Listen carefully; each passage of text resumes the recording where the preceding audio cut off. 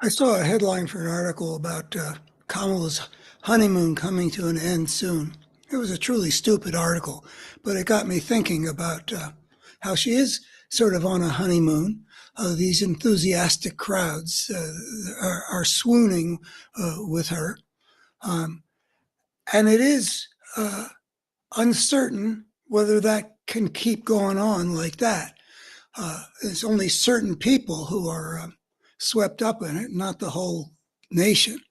So I've been thinking about how what she's got going can keep going, and that's got to do with the feeling level. The honeymoon is about love. Uh, Sometimes Americans come to love their leaders.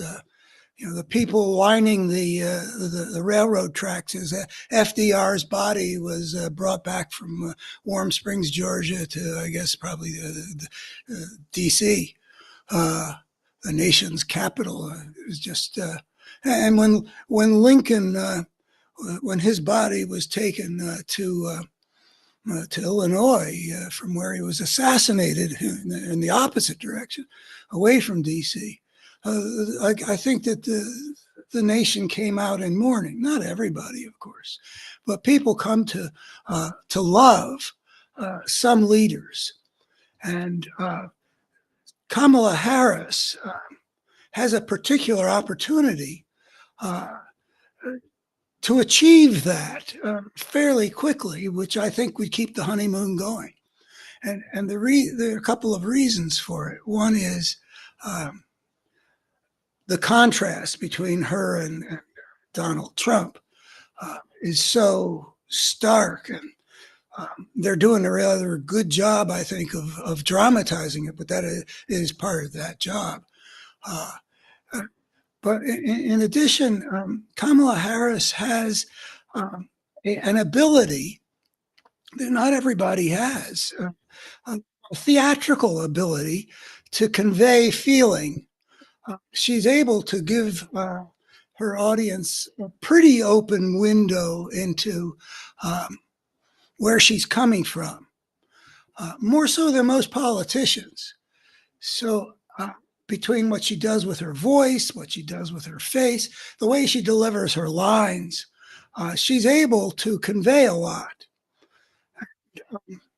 So I think those abilities combine for her to do two things that'll keep the honeymoon going. When I think about how the ways in which I love my wife, to figure out what love's about, there, in a sense, there are two parts of it. One is I've always seen her as a splendid creature, an admirable human being. I mean, just always had that sort of from here, a sense of, that's pretty wonderful. And at the second level, there's the love of the way our hearts engage. So similarly, I think Kamala Harris can keep the honeymoon going by addressing those two levels. One is to show so that people experience that she's a good person. I mean, if you're a good person and people know that, and they're having to choose between you and Donald Trump, people who care about anything along those lines, they're going to be, they're going to welcome a person who is able to convey whatever it is she's talking about, whether it's the rights of women, or about the middle class thriving, or however she's talking, to convey that she's coming from a place that that shows that she's a good person. She is trying to do good in the world like a good person would. And then you could contrast that with bringing up occasionally what Donald Trump shows, which is so ugly, just so utterly ugly, and so out there, and increasingly crazy as well. So, and that might be another thing. The contrast with Trump is that she's very sharp. She's very with it. She's quick, and she's adaptive, and she knows what's going on. And Donald Trump seems really not only has he always had a terrible relationship with reality because of his narcissistic needs, but now he's also kind of detached from reality in a different way, where he can just say the most absurd things, like that her crowds. I mean, the Kamala Harris campaign should dramatize. What does it say about a guy that he would say such a thing with these, 100,000 people probably by now? We're all imaginary. That's crazy. But anyway, going back to keeping the honeymoon going, there's coming across as a good person. I'm a person you can depend on, who will try to do good things as president, in contrast, by the way, with the destructiveness you can document with Donald Trump. And then there's the lovability. And I think that she's got the capacity for that, for the same reason that she's able to show who she is. But I would suggest that as she does so, that she bear in mind that she's trying to convey that she is lovable, because the very best way to keep the honeymoon going is to be lovable.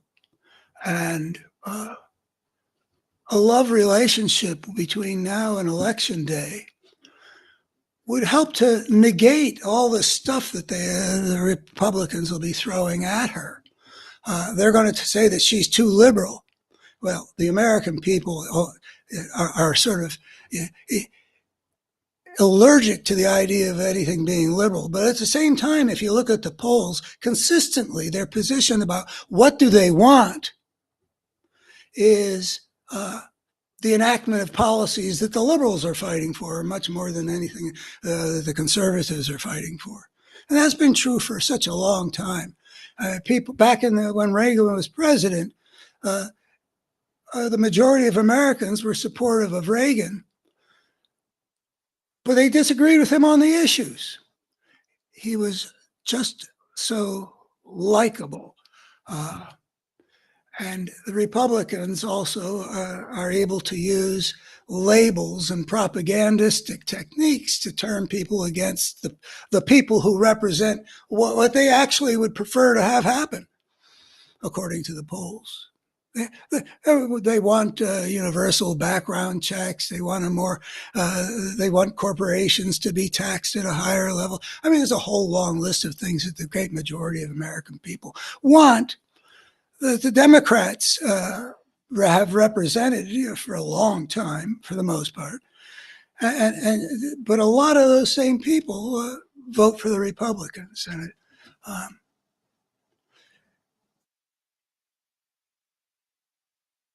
Kamala Harris has the opportunity to blunt all that. Partly it can be blunted by simply showing that she's actually expressing the majority. 2/3 of the American people want this, and that's why, if that's progressive, then call it progressive, just like Waltz does, embracing, okay, we're going to have our children, we'll have enough to eat. If that's progressive, to take over, to turn that word into something neutral. But in addition to that, people are not in this era really deeply in touch with any kind of ideological commitment to how big should the government be. It's not like it was 50 years ago. People are really not that deep into the issues. And so the idea of liberal is going to be thrown at her, or progressive, or left wing, or San Francisco liberal, or what she's got, in addition to showing that what she represents is what the great majority of Americans want.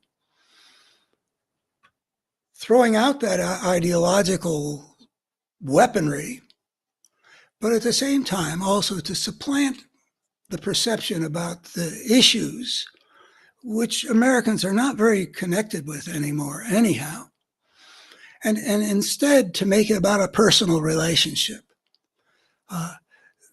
This is a human being that people feel positive toward, a kind of a love that, like FDR and Lincoln, that they evoked in a wide swath of the American people. The honeymoon was still going on when both of those leaders died. It's got to do with the relationship.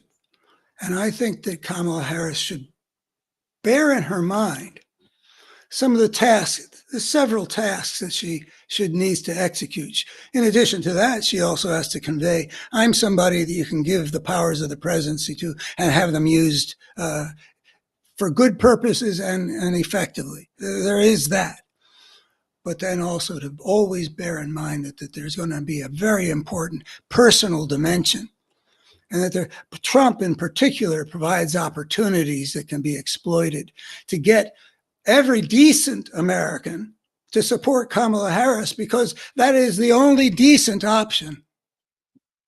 Okay, well, those are some of my thoughts. I'll be interested to see how well she realizes this. We seem to be at a moment where her rise might be slowing down at a kind of a barrier of how many people on the other side of this line that she excited from the beginning, how many of those can be brought over into the Kamala team. And last night there were this phone thing. Well, I think actually I don't know when it was or if it's already happened. But these evangelicals going to be doing for Kamala. I'll be interested to know how big that is and whether it will ramify and whether some of these Republican office holders, like the mayor of La Mesa, who got up there and basically told the Republican Party to go to hell and told Republican voters to vote for Kamala. We'll see how far that goes, but we're at that point where the question is, can we cross the line from the immediately enthusiastic and bring other people in who will be coming in for somewhat different reasons? So I really would love to see her run. I like to envision her running a perfect campaign. This one's been pretty flawless so far. But I can't tell whether they're going to be able to continue to not just do more of the same, but to take steps that have an impact. The same speech again and again has a political utility, but part of maintaining the momentum is also to expand the area which she's illuminating with her message. Because there's a lot to talk about in America now, and a lot of ways of talking about it. She can make headlines several times a week, expressing important realities in an effective way, in different ways. The American people can still be awakened by an effective candidate who does that. So it's not easy running a political campaign and adapting to everything that happens. She's been doing a great job, but I'd love to see perfection here and have those people blown out of the water and America saved for democracy and the force of fascism pushed into the remote interstices where it used to be with, tiny American Nazi parties, not mainstream party with that welcomes the Nazis in. Yeah, I really hunger for that outcome. So go Kamala. Thank you. Bye-bye.